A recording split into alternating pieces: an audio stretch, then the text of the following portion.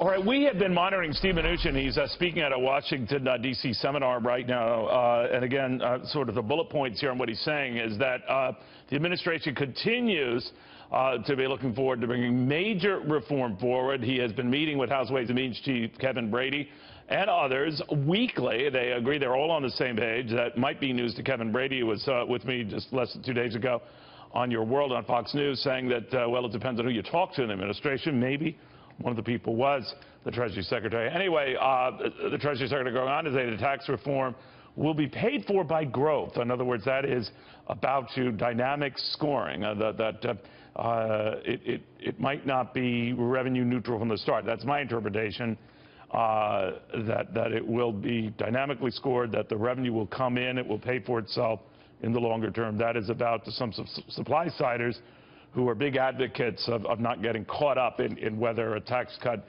will worsen the deficit near term before it improves things longer term. So we're monitoring that, getting the read from all of this with former governor and CEO of the Financial Services Roundtable, Tim Pawlenty. Governor, very good to have you. Good to be with you, Neil. What do you make of some of the outlines of what the Treasury Secretary has been saying? On the same day, we're getting reports Republicans are closer to getting a health care deal going. What do you make of this?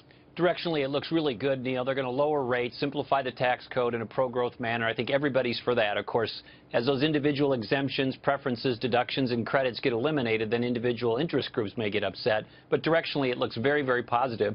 And as to the dynamic scoring point, of course there should be room for growth in these calculations. And this idea that we're going to statically score everything as if there's no growth effects of tax cuts, I just don't think makes sense. But as they do that dynamic scoring, they shouldn't overdo it, because obviously we want to be mindful of triggering future additional deficits. All right. Now, when you say overdo it, I guess that's where I guess that'll decide this whole debate, right, Governor? I mean, that there are those who argue in order for a tax cut to truly be stimulative and to truly get a lot of bang for the buck, that you have to cut it a lot across the board.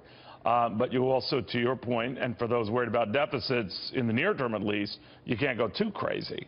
So we could be left with tax cuts that aren't substantial, right? Well, I would distinguish two things that you said. One is the tax cuts can be and should be substantial, because otherwise you won't trigger the growth that we all need and hope for and want. But when you talk about making sure it's paid for, you can pay for some of it, I think, through dynamic scoring or whatever the modeling warrants in that regard, responsible modeling warrants in that regard.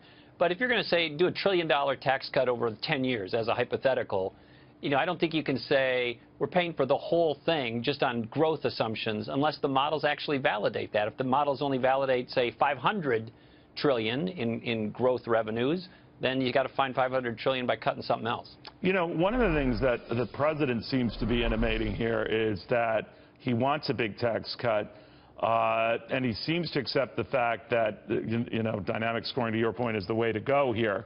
But what if we don't get that? What if it's just a corporate tax cut this year?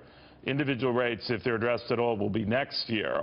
Could you live with that? Do you think, for example, the markets, financial companies could live with that? Well, I think that this is a once-in-a-generation opportunity, Neil, with a Republican president, Republican House, Republican Senate, and, of course, corporate tax cuts by themselves would be valuable. However, if they defer the rest of it, I think there's grave risk in that, because there's always other intervening geopolitical issues, domestic political issues, other issues that arise that could bump this opportunity, this window of opportunity, off to the side. So I would be strongly encouraging for them to do it this year in one comprehensive package. This is one of the key political holy grails for conservatives, and it's a once-in-a-generation window, and I don't think they should piecemeal it. All right, Governor, great seeing you again. Thank you. Good to see you.